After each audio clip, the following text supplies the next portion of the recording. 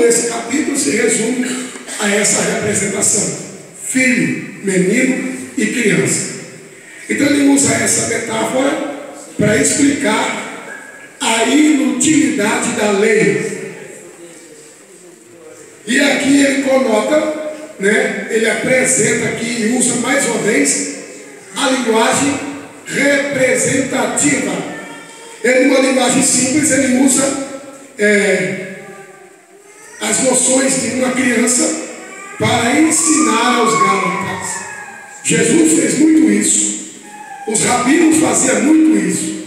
Jesus tomou a criança, colocou no colo, porque viu que os discípulos iam disputando quem era o maior. E ele então pegou a criança, coloca no colo, como mestre também que Cristo era, e disse: quem não se tornar como criança, jamais poderá entrar no reino dos céus. Então, quando nós entramos nas entrelinhas dessa alegoria, nós entendemos que Paulo, ele apresenta os costumes de uma criança aos Gálatas. E Paulo apresenta 3 crianças aqui. A primeira criança, ou o primeiro menino, representa Cristo. Vamos ler? Versículo 1. Digo, pois, que todo o tempo em que o herdeiro é menino, em nada difere o servo, ainda que seja senhor de tudo, mas está debaixo de tutores e curadores. Tem advogados aqui que conhecem esse termo, procuradores, até o tempo determinado pelo Pai.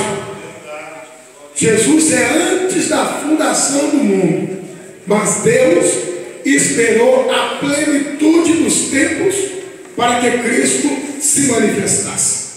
Então ele apresenta o primeiro menino, Cristo. Quero desmistificar aqui que tem muitos irmãos que usam o termo Jesus é o Deus menino. E aí tem uma igreja que até tem um calcucino pequenino em cima de Belém. Já nasceu o Deus menino. Jesus não é Deus menino. O menino nos nasceu, um filho se nos deu, o governo está sobre os seus ombros, e o seu nome será maravilhoso, conselheiro, Deus forte, Pai da eternidade e príncipe da paz. Então, desmistificando, Jesus não é Deus menino. 2. É errado dizer que quando morre um crente, Jesus vem para ele. É muito comum os irmãos falarem isso. Eita, Jesus já veio para ela. Eita, Jesus já veio para ele. Está errado. A Bíblia diz que o Senhor virá conforme a vontade de Deus buscar a igreja. Então esse termo é pagão, não é bíblico. Toda vez que morre alguém, Jesus vem para ela e dizer que Jesus é o Deus menino. Isso aí é do paganismo. Mas Paulo apresenta Jesus como um menino enviado por Deus na plenitude do tempo, dos tempos, para salvar os perdidos. O segundo menino, Israel, versículo 3, capítulo 4.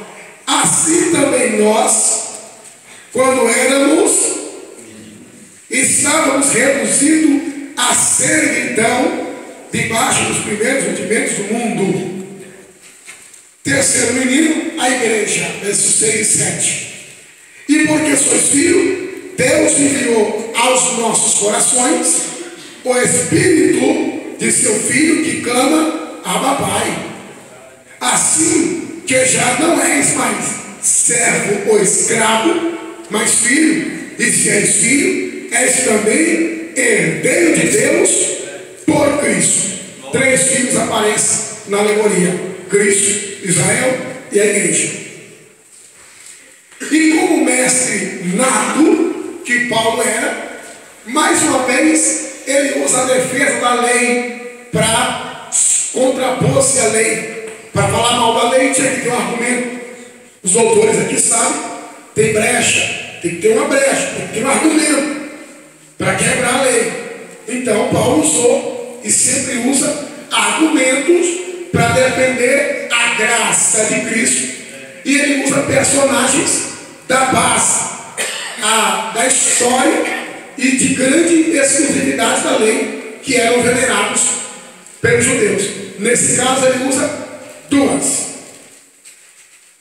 Ele usa Sara, há uma curiosidade aqui: o nome Sara não aparece aqui, mas a gente entende que é Sara. Quando ele fala assim, a livre, marido da livre, filho da livre, está se referindo a Sara, e o seu nome não aparece aqui. Por que não aparece? Porque Paulo está pregando a graça, não o judaísmo. Se ele fosse pregar o judaísmo, ele tinha que apresentar Sara. Então quem ele apresenta? Agar, gentia, representando os gentios. Só que ele muda o teor da situação, dizendo que Agar, ela era o Monte Sinai, que gerou filhos para a escravidão. E ele apresenta Sara, sem citar o seu nome, aludindo à igreja, filhos da livre, mas não da carne, e sim da promessa. É meio complicado de entender, mas ele faz essa alegoria aqui. Ele apresenta Agar e não Sara. Cita o nome Agar e não de Sara. Mas também ele esconde o nome de Ismael e apresenta o nome de Isaac. Por que ele esconde o nome de Ismael? Porque Ismael é filho segundo a carne de Abraão. E nós aprendemos em Romanos que nem todos os filhos de Abraão são os filhos da promessa. Então ele apresenta Isaac sendo o filho da promessa, fazendo alusão que os que servem a Cristo são filhos da promessa. Que promessa é essa? A promessa de sermos recebidos como doação. Através de Cristo, somos filhos da promessa de Deus. Por que Paulo usa esse termo complicado? Para confundir os doutores da lei, para que na época não houvesse um alvoroço acerca do caminho. Nós lemos aqui em Romanos, citando Atos dos Apóstolos, sempre havia discórdia, sempre havia alvoroço nas pregações de Paulo. Hoje em dia, alguns pregadores ficam tristes porque dá um alvoroço e alguém não entendeu. Isso é normal, irmão. Sempre vai ter alguma coisa que a pessoa não vai compreender. Então Paulo usa como mestre, ele cita quem? Agar. Cita Agar como a mãe dos escravos, como os filhos da servidão. Ele apresenta Agar, mulher de Abraão, que tem um filho chamado Ismael. E você vai perceber que Deus disse assim: eu vou fazer essa criança grande. E Deus ouviu o choro de Ismael, e ele é o pai dos árabes, dos muçulmanos, e é uma nação poderosa. No enterro e no sepultamento de Abraão, quem aparece? Ismael com Isaac, o filho da carne e o filho da promessa que sepulta Abraão.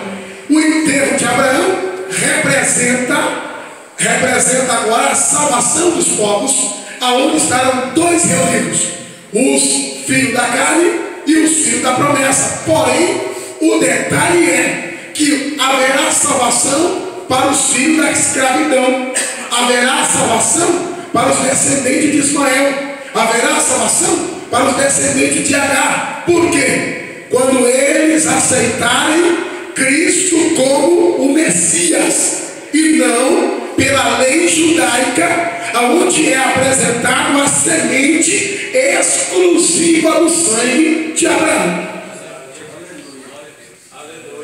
Você quer ver um detalhe? O diabo nunca imaginou que a semente de Cristo estava no prostíbulo. Quem era essa semente? Agar ou Raabe. Raabe era a semente de Cristo. E ela estava onde? No prostíbulo.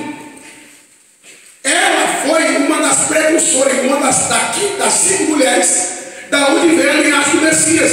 Ruth também não era judia, ela era moabita. Moabita, não se esqueça que era descendente da filha de Ló. Lembra do incesto de Ló com suas filhas? Ruth gerou a Boaz, Boaz a Odete, Odete gerou a Salmão, Salmão gerou a Jessé, e Jessé gerou Davi, da onde veio o Cristo. Então Paulo quer dizer aqui que a salvação para os filhos da escravidão só vai acontecer quando eles reconhecerem Cristo como Salvador da humanidade.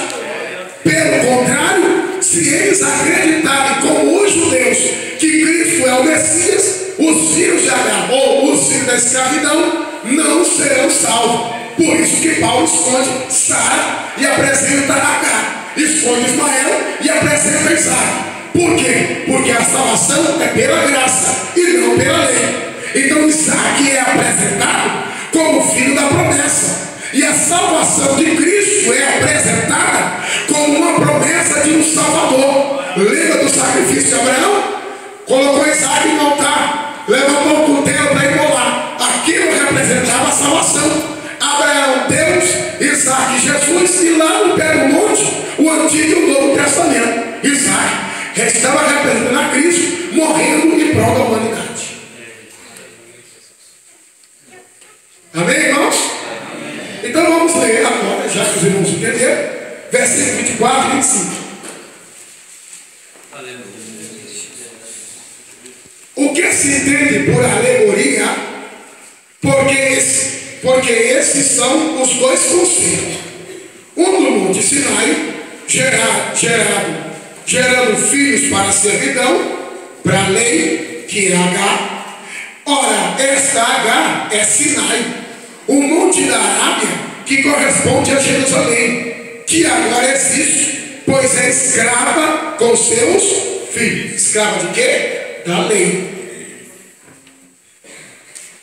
Então, vamos ler agora o versículo 25 e 27.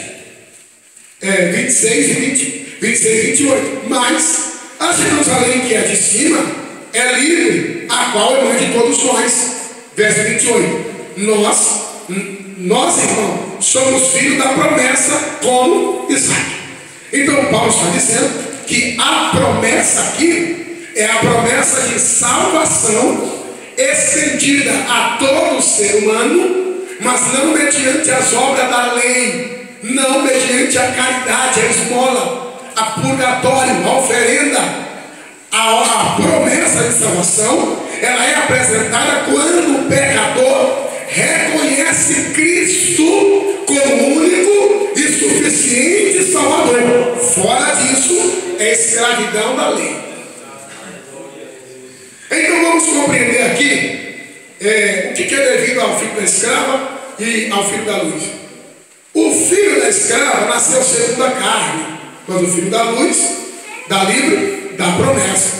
Então o apóstolo Paulo, mais uma vez, usa a linguagem figurada e explica e afirma que a mesma perseguição que havia entre Isaac e Ismael existe hoje. Vamos ler? Versículo 29. Mas como então aquele que era gerado segundo a carne perseguia o que era segundo o Espírito, assim é também agora.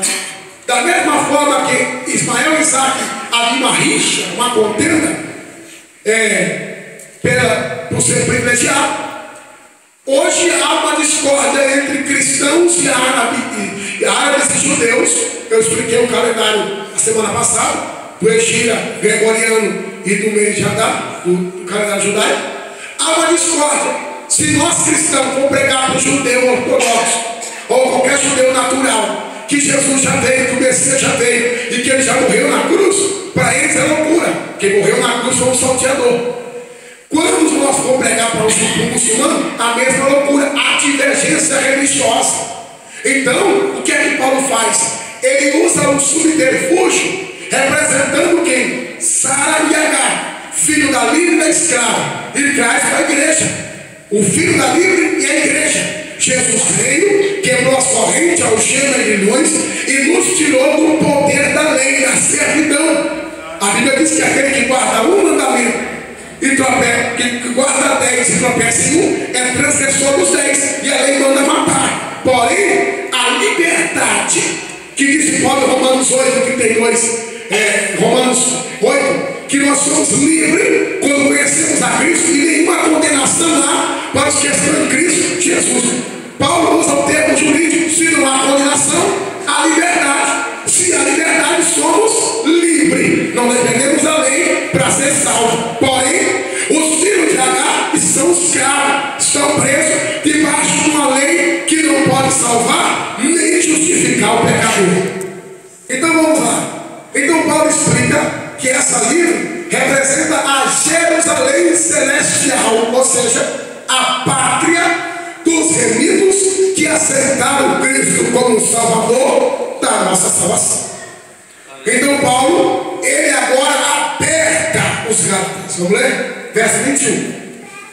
Todavia, o que verso 21. Dizei-me vós, o que quereis estar debaixo da lei? Não ouvis vós a lei?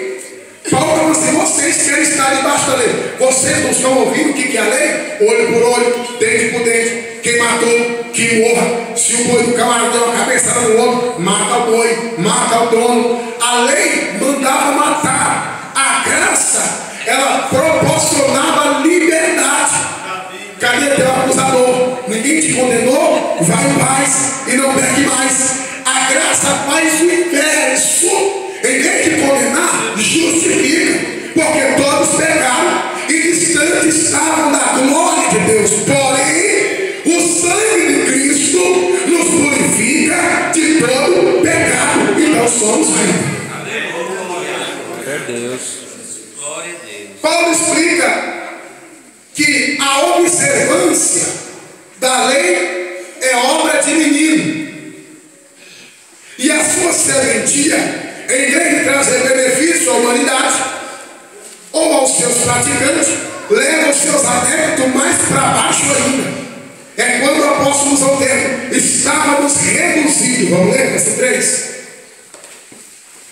Assim, pois, também nós, quando éramos meninos, estávamos reduzidos. A serventia e a observância da lei judaica joga o adepto, o observante e o praticante mais para baixo ainda. Isso quer dizer, quem serve a Deus mediante a lei, quem adora a Deus mediante a lei, ele é menor, fica constrangido e limitado. Porque Jesus disse, ninguém vai ao Pai, senão Por mim. acabou.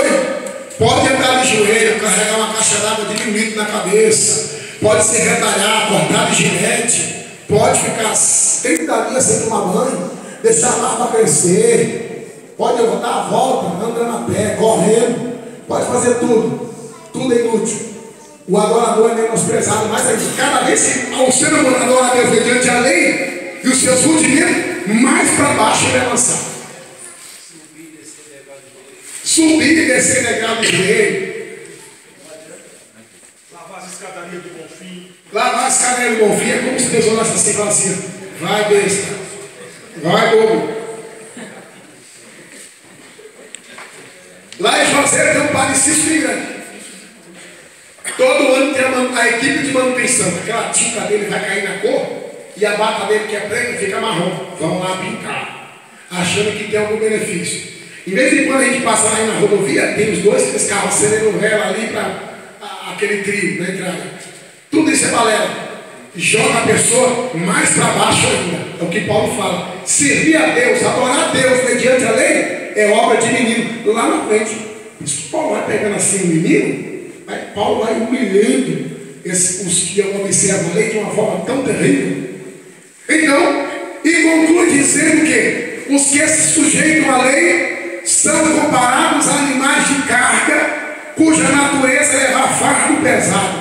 Vamos ler o versículo 3. Versículo 3.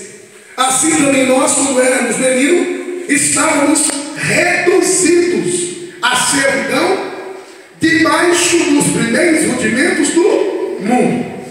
Reduzido, para o vacilo, nós era pouco.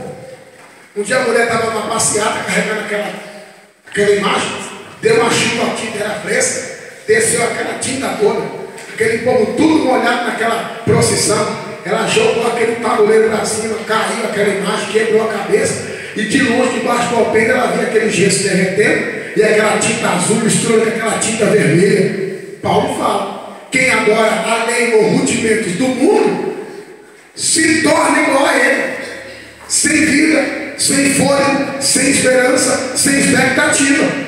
E ainda mais, comparado a animal de carga. Jesus falou isso. Vinde a mim, os que estáis cansados, sobrecarregados, eu vos aliviarei. Então você vai ver no kit que a pessoa faz. É pé de velha, é mão de cera, é coração de cera, é cabeça de cera.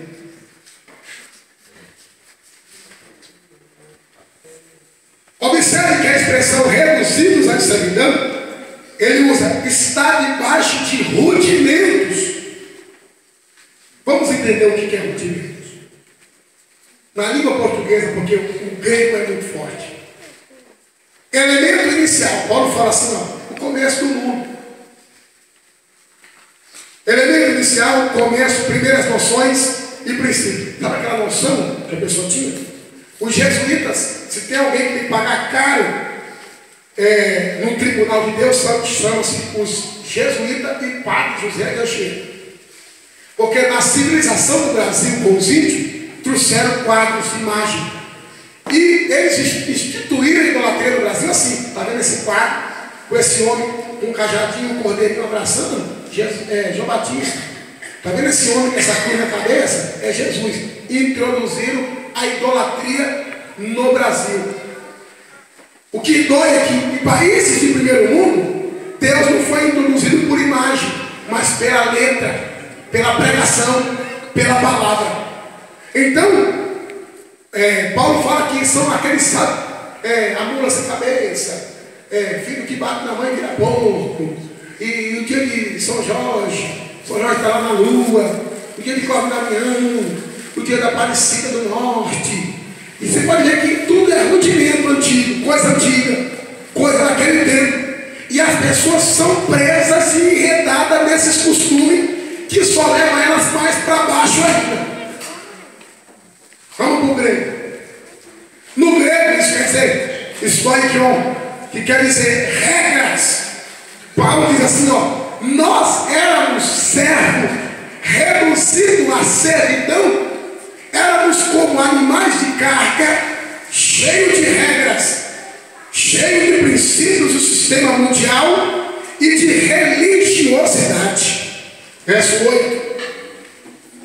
Mas quando não conheceis a Deus, servieis aos que por natureza não são. 10. Guarda dia, meses, tempos e anos. E tem gente que ainda guarda o mês de Santana. Julho é o mês de Santana. Meu Deus do céu. Tem que falar, Santo Antônio. E trovão, eita, Pedro acabou de emborcar agora, não sei o que, os coxos. Olha, não sei o que. Irmão, isso é tudo Paulo chama isso de sistema do mundo. Sistema chamado rudimento, prisão, coleia. E a pessoa se pega, ai, minha Virgem Nossa Senhorinha, ai, meu Santo Antônio, não sei o que. Essas coisas, guardando o dia, hoje é dia de São Pedro, hoje é dia de Quaresma, hoje não pode cortar, costurar, rasgar, varrer. Pessoas algemadas. Por isso que ele fala, nós somos filhos da livre. O que é livre? Obedecer só a palavra. E não se prender a leis e rudimentos de usos e costumes religiosos que não servem para nada. Eu quero acreditar que você não tem aquele santinho, aquela santinha, no guarda-roupa colado lá, a imagem não sei de quem. Rasga e toca fogo, mete o martelo nisso, irmão, joga fora. Com isso, Paulo assevera aos Gálatas: vocês não são inocentes. Vamos ler, versículo 9. Mas agora vão conhecendo a Deus, ou antes, sendo conhecido de Deus, como tornais outra vez esses rudimentos fracos e aos quais de novo vocês querem servir? É o que Paulo fala. Rudimento fraco e pobre, sem nenhuma utilidade. Vamos ler o versículo 14. E não rejeitasse, nem desprezasse isso que era uma tentação na minha carne, antes me recebesse como anjo de Deus, como Jesus Cristo mesmo. Porque tem pessoas assim, ainda guarda aquele tempo da minha avó, e a minha avó, e tal, e aquela coisa, fica olhando aquele negócio. E Paulo fala: vocês não são crianças, Vocês conheceram a verdade, sabem a verdade. Porque em vez de quando é aquele crente que se mete a besta, pastor, pode pular carnaval. Pastor, o que, é que o senhor acha que a gente está na praia lá? Vai para a praia de saia jeans, irmão. Vai de calça jeans. Pastor, o que, é que o senhor acha que a gente para a praia no domingão? Oi, irmão, já sabe que não pode. Fala a verdade. Não tem umas perguntas capiciosas assim? Pastor, o que é que o senhor acha de montar um time de futebol e ganhar uma pessoa para Jesus? Pastor, o que é que o senhor acha de montar uma balada e ganhar lá os roqueiros para Jesus? Pastor, o que é que o senhor acha assim? Pastora Raimunda é que eu muito isso. O que é que a senhora acha daquelas blusas assim, um decotão assim, quase no bico? Pastor, o que é que a senhora acha assim?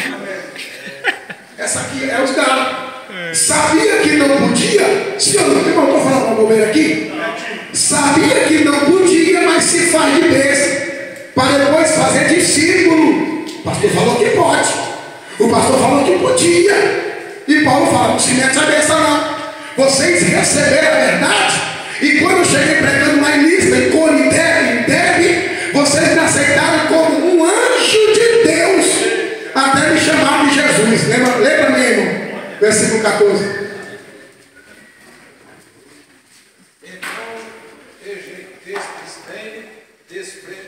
Desprezaste isso que era uma tentação na minha carne. Antes me recebeste como um anjo de Deus, como Jesus Cristo o mesmo. Então quando o crente começa a inventar coisa, irmão, querer colocar um cocar na cabeça, amarrar uma jaca no pescoço, é o princípio da desobediência bíblica. Porque a Bíblia diz que Jesus foi tentado em tudo, mas sem.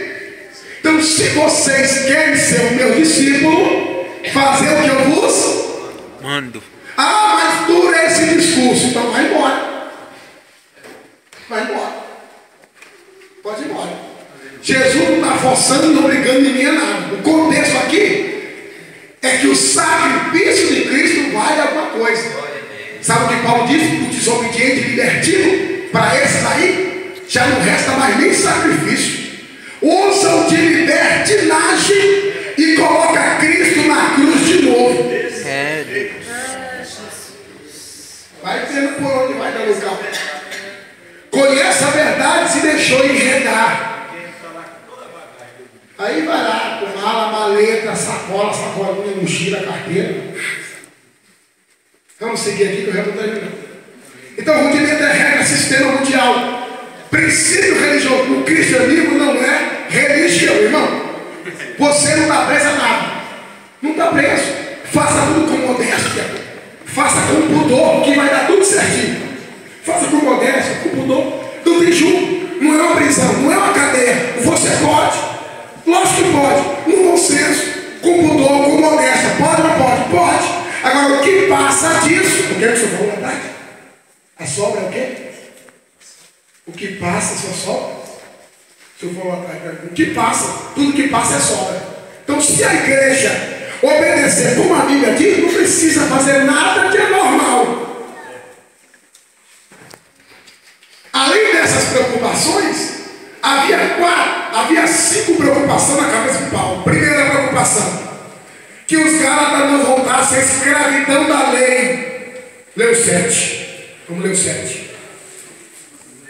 Assim que já não és mais servo, mais filho. E se és filho, és também herdeiro de Deus por Cristo. Se alguém pregar para você guardar sábado, guardar lua, repudia, irmão. Você está livre. Você é filho, herdeiro de Deus. Você tem liberdade para adorar e servir. E se você pecar, não se constranja. Você tem advogado. A preocupação de Paulo era que eles tivessem uma lavagem cerebral, procurando argumentos para se justificar, quando a Bíblia diz que se pecarmos temos um advogado. Pecou, confessa. Não precisa ser devela para ninguém. Aleluia. Segunda preocupação, que os Gálatas não guardassem ou observassem a inutilidade da lei, coisa que para o apóstolo era melhor que tornassem cegos. Verso 15. Qual é logo a vossa bem-aventurança? Que prazer vocês têm? Que possível fora, arrancareis os olhos e vos dareis. Sabe o que Paulo fala? Você quer ser cego de novo? Você quer ser cego? Salmo 32:9, não seja como o cavalo e a mula, que só é dominado com freio e cabresto. Olha para o cavalo de marcha, cavalo de raça, de trabalho, de tração. Ele tem o que aqui? Viseira. Para quê? Só olhar para frente.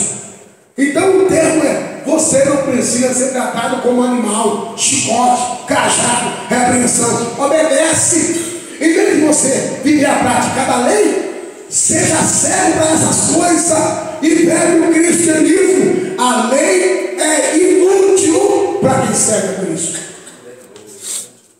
Terceira preocupação: o pretexto dos rudimentos que eram apresentados sempre como pano de fundo. Vamos ler. Lê para mim o versículo 17, alguém, por bondade? Verso 17. Eles têm zelo por vós, não como convém, mas querem excluir-vos, para que vós tenhais zelo por eles. Rapaz, sabe o que Paulo está preocupado? Depois que eles acreditaram na lei, para tirar da cabeça dele é difícil.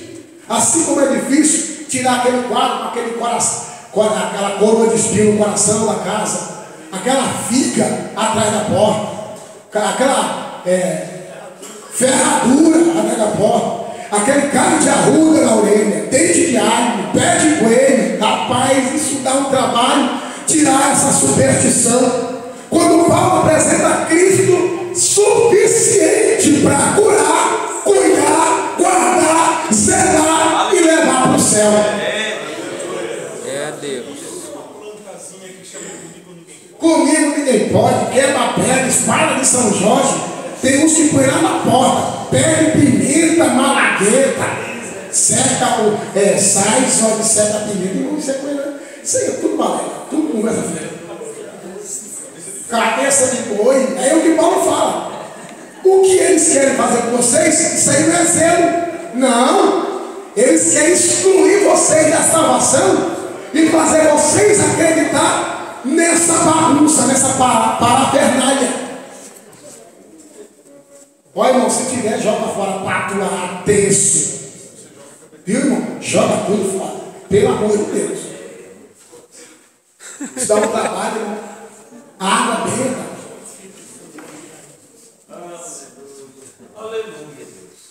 E outra, irmão, hóstia. Não fica comendo hóstia, não, irmão. Participa do corpo e do sangue de Cristo. A ceia lá não é igual a nossa ceia, não, tá?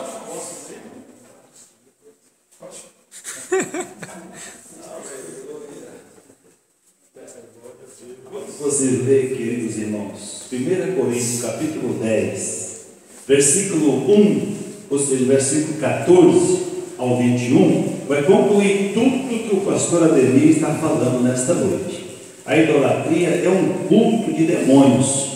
1 Coríntios capítulo 10, verso 14. Portanto, meus amados, fugi da idolatria. Falo como a entendidos, julgai em vós mesmo o que digo. Porventura, o cálice de bênção que abençoamos não é a comunhão do sangue de Cristo? Ou o pão que partimos não é porventura a comunhão do corpo de Cristo? Porque nós, sendo muitos, somos um só. Um só, não é um só corpo, porque todos participamos do mesmo pão. Vede Israel, segundo a carne, os que comem os sacrifícios não são para, porventura, participante do altar, mas que digo que o ídolo é alguma coisa, ou que o sacrificado ao ídolo é alguma coisa? Antes digo que as coisas que os gentios sacrificam aos demônios e não a Deus, e não quero que sejais participantes com os demônios. Não podeis beber o cálice do Senhor e o cálice dos demônios. Não podemos ser participantes da mesa do Senhor e da mesa dos demônios. Vamos fazer amém? Amém. Meu Jesus, Glória a Deus. Que coisa forte. Então o crente não pode ir em festa de peão, que é consagrada para Festa de peão, rodeio, Glória a Deus. dar festa e colocar cerveja. Eu vou comprar uma cervejinha, que o meu gerente toma uma cervejinha, eu vou comprar um uísque, porque o meu patrão toma um uísque. Irmão, ou a gente segue a mesa de Cristo, ou a mesa do demônio. Por trás do ídolo está o demônio. Não se deixe enredar, irmão. É muito sério o que Paulo coloca aqui. Por isso que ele usa a metáfora de animal de carne. Eu quero concluir. Pretexto de rudimentos que era apresentado sempre como pano de fundo. Ou seja, aquela expressão, peça a mãe que o filho atende. Todo caminho leva a Deus. Olha, irmão, prova do Espírito que eu estou falando aqui. Jesus disse: eu sou o caminho, a verdade e a vida. Isaías está atrás de você, vai ouvir uma voz dizendo assim: esse é o caminho, andai por ele. Terceiro, o jargão que até os crentes usam: o cair é do homem e o levantar é De Deus. nada. A Bíblia diz assim: ó, quem tiver pé, olha para quem não Caia. Então sempre aparece um pretexto, um pano de fundo furado. E está na Bíblia de São Cipriano. Quarto. E é certo, o crente lá na festa do peão pegar foguete, dizer que vai evangelizar no carnaval? Ó, se ele não gosta de carnaval e nem gosta da festa do peão, ele não vai. Agora, irmão, não é suspeito? Né? É ou não é? Eu vou dar um pequeno testemunho aqui. Não é que eu quero me engrandecer, não. Quando eu trabalhava na Caiuá, nós tínhamos uma semana de plantão à noite. Né? E todo mundo ficava doido para pegar a semana de plantão na festa do Pinhão, porque tinha que ficar lá dentro da caminhonete e no rádio. E por azar, toda a festa do Pinhão caiu no plantão. Ah, meu Deus. Mas sabe o que eu fazia? Já tinha dois companheiros que trabalhavam comigo, era o Clóvis e o Banho, o menino já estava caindo ainda.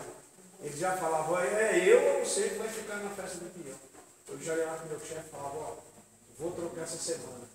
Eu vou trabalhar de dia e fulano vai trabalhar à noite no meu lugar. Eu mandei lá dentro da caminhonete para lá ver. Não estava muito cuidado.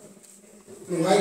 Eu lidei com boi a vida inteira. Quarta preocupação de Paulo. A quarta preocupação de Paulo, faz que nem pastor do não vá não, renuncia. Quarta preocupação de Paulo, a inocência dos Gálatas, que aqui é retratada como uma criança perto do pai. Verso 18. É bom ser zeloso, mas sempre do bem. E não somente quando eu estou presente convosco.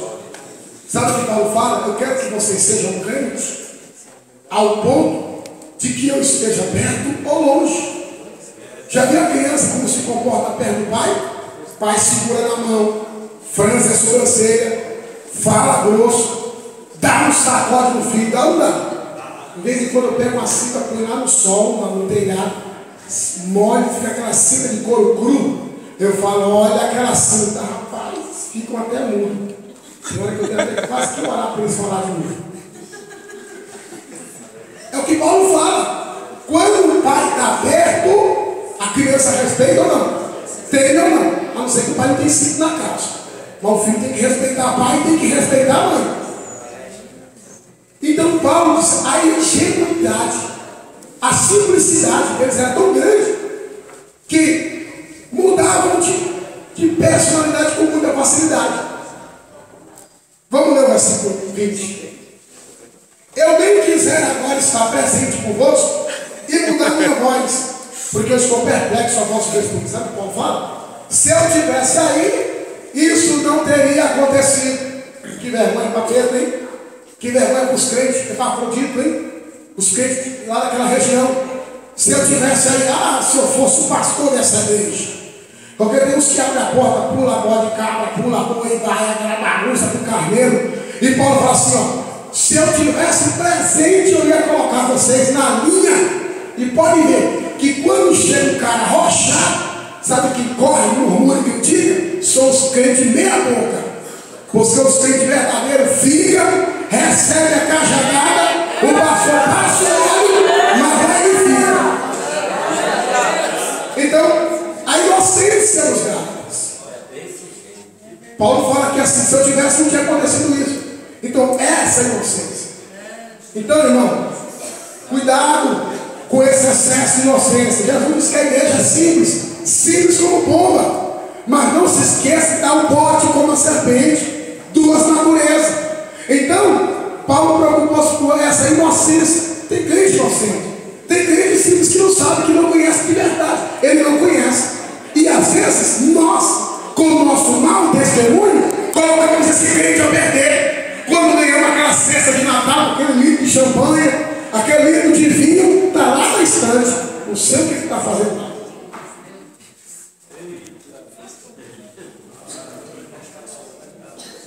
Rapaz, eu fico com medo, irmão. Olha, eu já sonhei até gritando socorro, Jesus não deixa eu ficar não. Pensa numa situação difícil. Perceba a expressão. Se eu tivesse presente, eu ia mudar de voz. Ou seja, eu ia mudar de atitude e ia usar outros termos que eu tivesse aí. Para aqueles crentes do dodói de plantão, eu vou magoar, eu vou parar. Eu vou desistir, eu vou voltar para a minha igreja. Que a preocupação do apóstolo aqui é não perder tempo. Vamos ler o capítulo 4, versículo 11. Verso 11.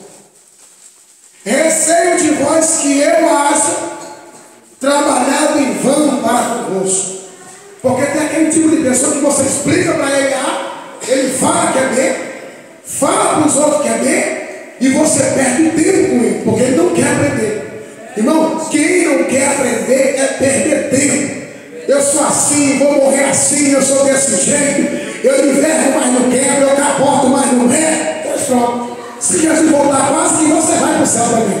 Quase que você é filho, quase que você é salvo, quase que você recebe a coroa.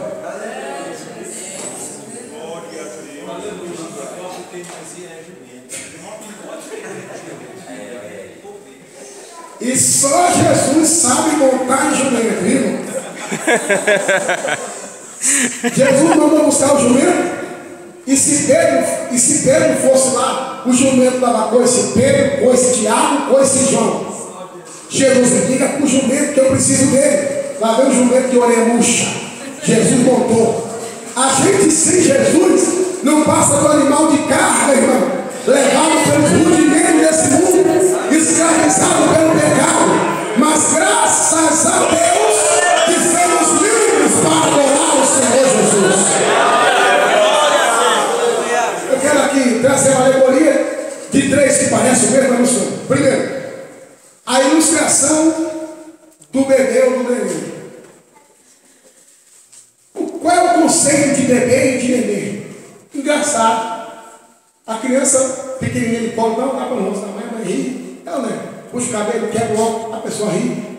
Que engraçadinho, que bonitinho, né? Assim a criança. Então o conceito de criança e de bebê é engraçado, tudo faz graça.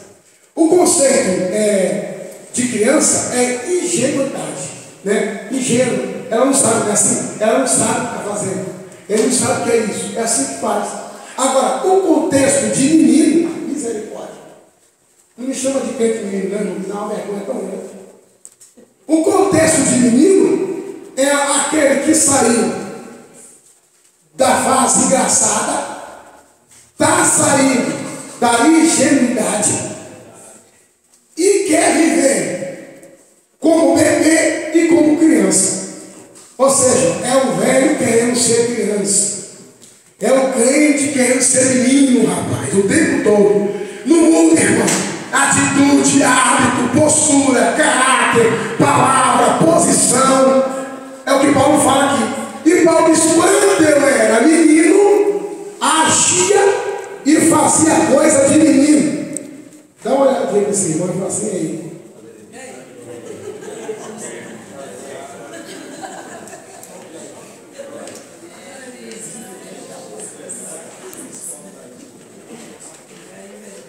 Então, o que Paulo deseja?